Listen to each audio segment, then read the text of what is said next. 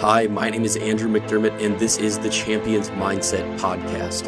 Join me as I dive into the minds of the world's greatest champions and share with you the secrets, lessons, and knowledge that's allowed them to rise to the top. Welcome to our community of greatness, abundance, and fortitude. Thank you so much for being here. It's time to become the person you've always wanted to be. It is Monday, November 7th, and this is the weekly edition of the Champions Mindset Podcast, brought to you by First Finisher. I'm your host, Andrew McDermott. Pumped for you guys to be here. We had a huge week last week. We're going to be talking about a ton today. We have our first guest on the weekly edition. We're going to be talking about Andy Murray and how he just overtook the number one ranking in the world in men's tennis. To really get into that, I'm bringing in one of my best friends, Kyle Dunn, who's also a Division I college tennis player at Valparaiso University. Before we get into that, though, we got to talk about the biggest story in the country. Outside of maybe the presidential election, it is the Cubs winning the World Series. Even if you're not a sports fan, even if you're not a baseball fan, I'm positive you have heard about this. Basically, the script was almost too good for Hollywood, the way that this game played out. At one point in the series, the Chicago Cubs were down 3-1. They were facing elimination from there on out. And for most teams, just to tie that up is even an insurmountable task. So they had the even series 3-3, and it was Game 7.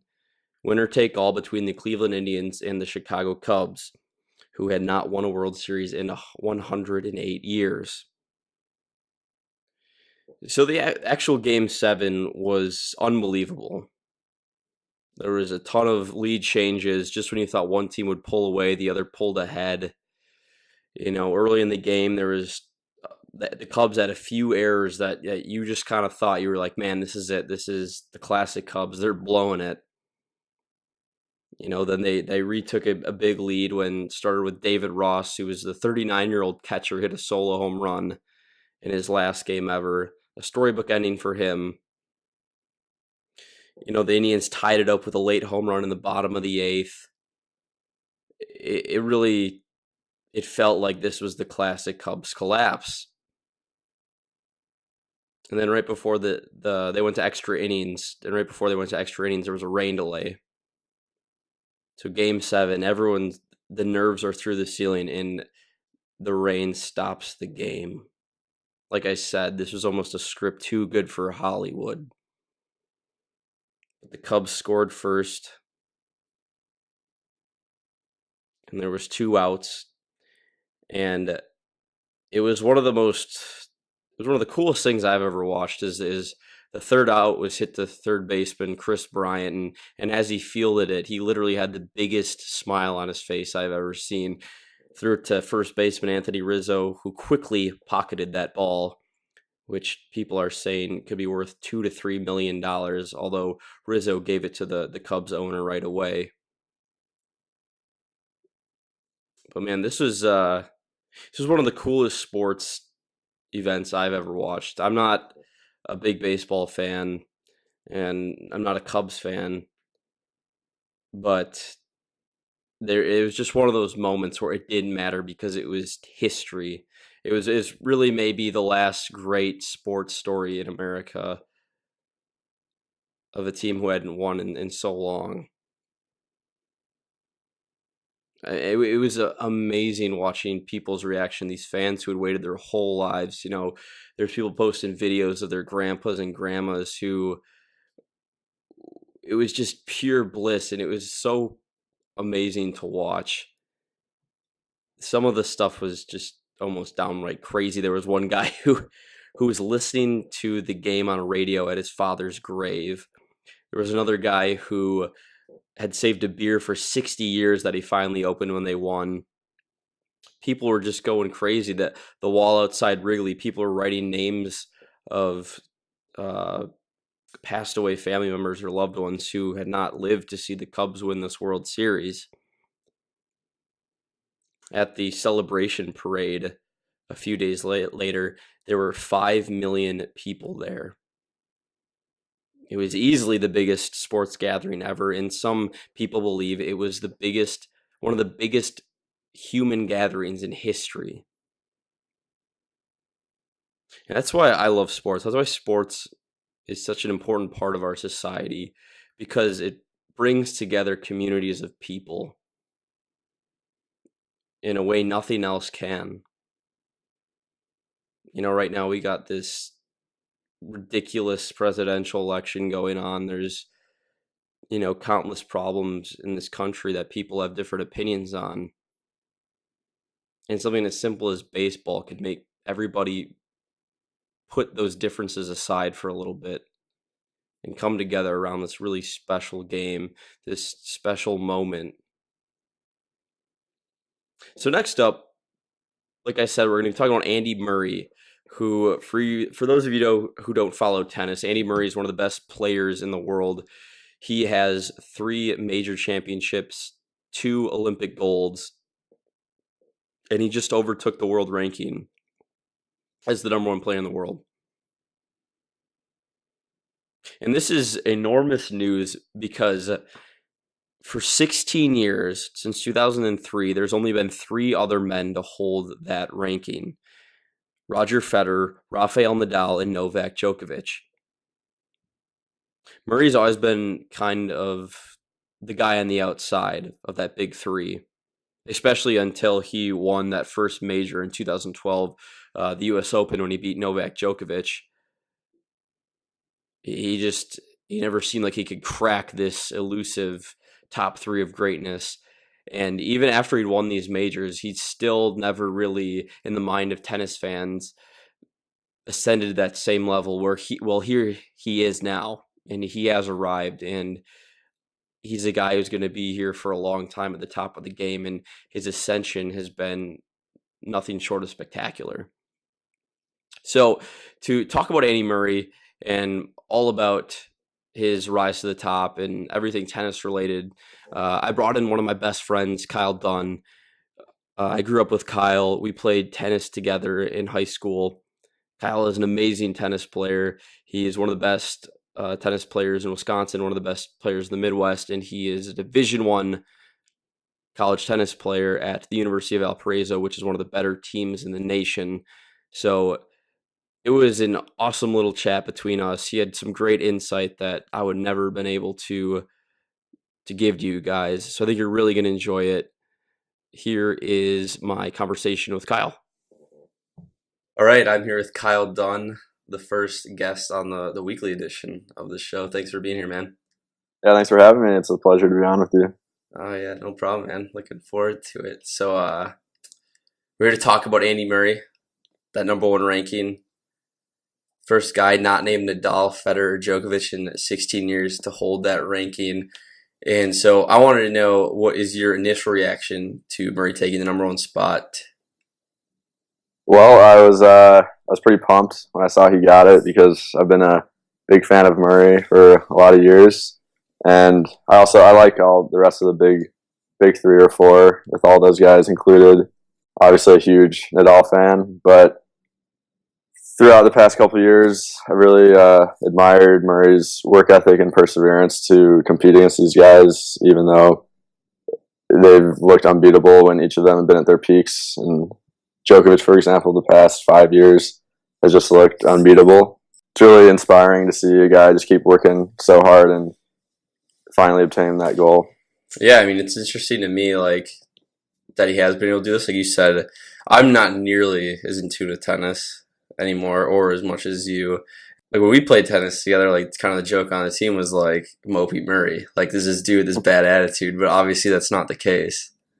Yeah, he's more emotional than some guys on the court, but he usually can turn that into positive play. Even if he gets upset after a point, he usually refocuses right away for the next point. He's ready to go again.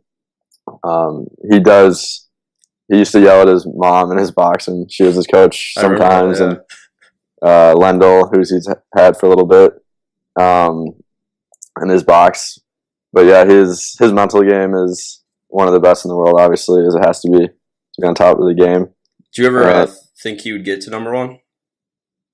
Well, for a while, it wasn't looking like it with how Djokovic has been playing the past 5 years, and Nadal before that, and Federer as well.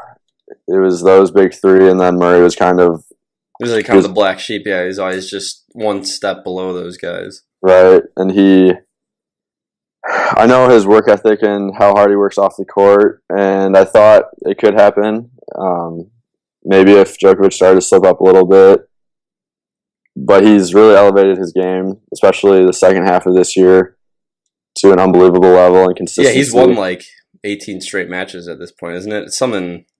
Yeah, his consistency has been world class. The second half of the year, especially with the Olympics, Wimbledon, the U.S. Open, and so with that, his focus every tournament, I thought it was definitely possible. But there's no breaks, and you can't have any slip ups when you're trying to overtake a guy like Djokovic. So that's what I wanted to talk about next, and you kind of mentioned that consistency. Because I was wondering, in your eyes, what you have seen that's allowed him to progress so much. Because I was looking back at his records, and at one point he'd lost like the first 4 or 5 majors he was in, he lost every one of them. And then he finally broke through in 2012 with that Wimbledon victory over Novak Djokovic. And also, like you said, Djokovic is a guy that really has no weaknesses. Like sometimes it's crazy. It's like he's a robot because he's so good. But obviously, Andy Murray's gotten to that level now, and he should start getting that respect as well. So what are some of the things that you've seen from him that he's really elevated in his game? Well, you can tell, especially when he came onto the scene, he was a scrawny little Scottish boy, but he's a fitness freak now. He's just off the court. His workouts are insane, and he can last all day on the court. Those workouts are the track workouts, the yoga, the weight room. It's just on another level. Those are all the top 5 guys in the game right now, but you can really tell when he's walking around the court, his confidence and his fitness, where he knows he can be out there as long as necessary. And also, I think finally overcoming that hump in 2012, finally winning the major, realizing that he belonged there, really helped him elevate. Once he realized he belonged there, he did have, I don't think he won a major for a couple of years there until this year again, but he always knew that he belonged. And it's such little gap between those guys, and there's not much that separates them. It's honestly anybody's match when they go out there and they're all playing their top game. So I think he knew that his time would come if he just kept putting in the work and the hours. Do you think he'll be able to keep it up? Because it seems like in tennis a lot of the times, and obviously Andy Murray's on a different level, but you always get like these straggler names who will like steal a major. Yeah. And it's kind of like golf where it's so hard to repeat that success. But obviously he has 3 majors now and 2 Olympic titles. And it really seems like him and Djokovic are solidifying themselves right now as the 2 guys, as Federer's in the twilight of his career. And I know you should. You could see his face right now. Kyle has a love affair with Rafael Nadal, but the guy can't stay healthy. Yeah, I'm hoping for a good comeback this next year, but I think Murray will be able to maintain his play this upcoming year. I think he'll maintain the number 1 ranking well into 2017 at least. It's always hard once the 12 months is wrapping around, when like you have a fall like Murray had and so much success. It's hard to defend all those points. Mm-hmm. But I think for the first 6 months of the year, he'll definitely be able to hold on to that number 1 ranking. It's going to be interesting though, because Djokovic is obviously such a gamer and such a tough opponent to defeat, as is Murray. It's honestly amazing what those 2 have been able to do and just separate themselves recently. And because the men's game is so deep and every match is difficult, but they're consistently making it to the finals or semifinals every single tournament, basically.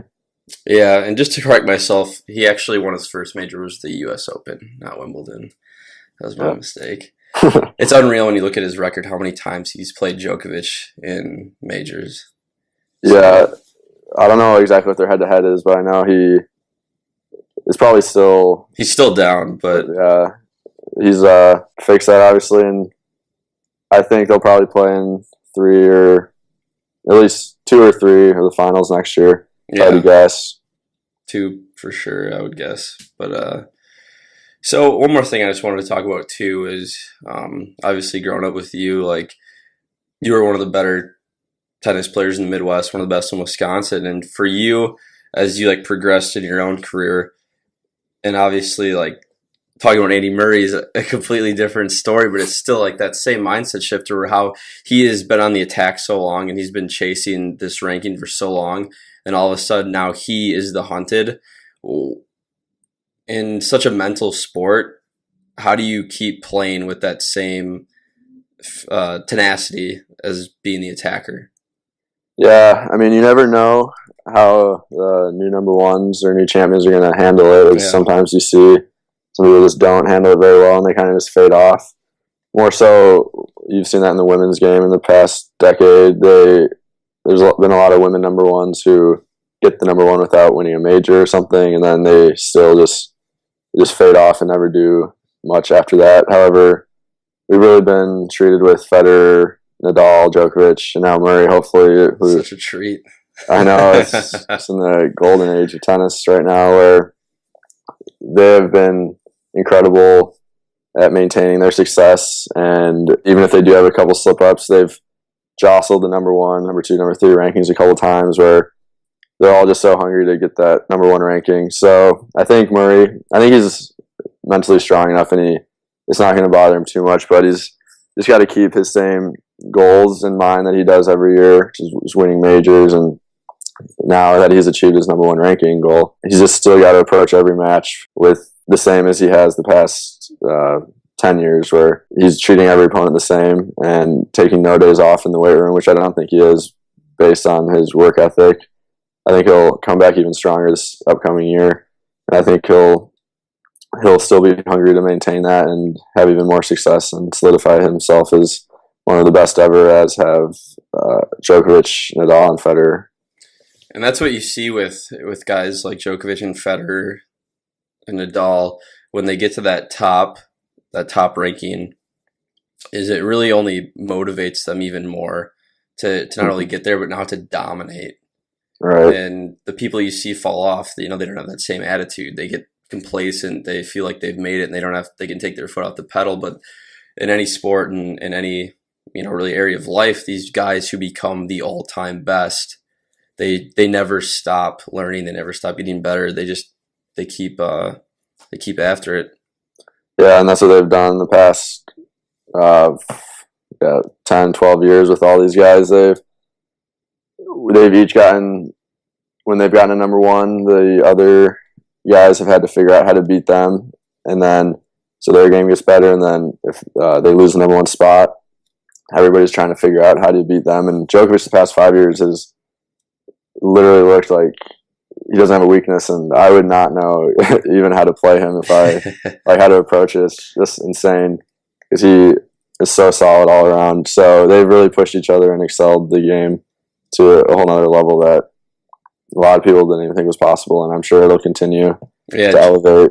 yeah. Djokovic is really, like, if I had to pick one guy to get inside the mind of, it would be his, because he is, seems much quieter in interviews and much more private about, everything. So when it's at a level that high, it's like the difference starts becoming more mental and emotional. Yeah, all these guys are so skilled at their craft. It's unbelievable. So it really is. They say it's a game. 90% of the game is the 6 inches between your ears at that level. So it's really telling of how What a important. quote. Yeah, it's a good one. Is that you? Did you make that up? No, that's a lot of I don't know who said it first, but it's definitely telling of how the game is once you get to a certain level. It's really not much that separates anybody, but how you can react and respond to the other guy on the opposite side of the court. Yeah, man. So I think that's about it. Thanks for coming on today. Yeah, it was a pleasure being here. Thank you. Cool. All right, guys. This is Andrew again, and I hope you enjoyed mine and Kyle's conversation. I know I really did. It was just fun for me talking to one of my best friends like that. But before we wrap up the show, I just wanted to talk about one little thing. Tomorrow is the election for the President of the United States of America. Now, I don't want to get into any politics, anything like that. That's not time or place for that. But what I do want to talk about is what happens around this time of year that I see every time there's an election or a political issue is it gives people a really easy excuse to become a victim, to make excuses. Because tomorrow, if you are voting for one of the two potential winners, Donald Trump or Hillary Clinton, you will be disappointed. Half of you will be disappointed if your candidate does not win. And even if you're not voting for one of those two, you will be disappointed as well for who does win. And what I see a lot of what happens is people use this as an opportunity to make excuses to say, oh, well, this person, this political party's policies are now in control, they're in power, and there's nothing I can do about it. And they let it weaken them. They let it become an excuse for their own goals and endeavors when it's just, that's not true. No matter what happens tomorrow, no matter what happens in this country, you are always in control of your future and how you respond to how bad things may get, how good things may get. It is your responsibility to yourself to do everything you can to make the most out of the circumstances we're given. Now, we can't control a lot of the things that are going to happen after tomorrow, but we can always decide to give our best effort to the circumstances we're giving. So I just want you guys to catch yourself. If you catch yourself making an excuse, just stop yourself and tell yourself, I am responsible. Which leads into this week's quote of the week. And to stick with that theme of politics, it comes from the great Abraham Lincoln, who once said, America will never be destroyed from the outside. If we falter and lose our freedoms, it will be because we destroyed ourselves. Now, this is not only true in the sense he was saying us as a country, as a union, but also for you personally. The only thing that can destroy you is yourself. The only one who can beat you is yourself. The world can throw a lot of shit at you and beat you to your knees, but you can always get back up.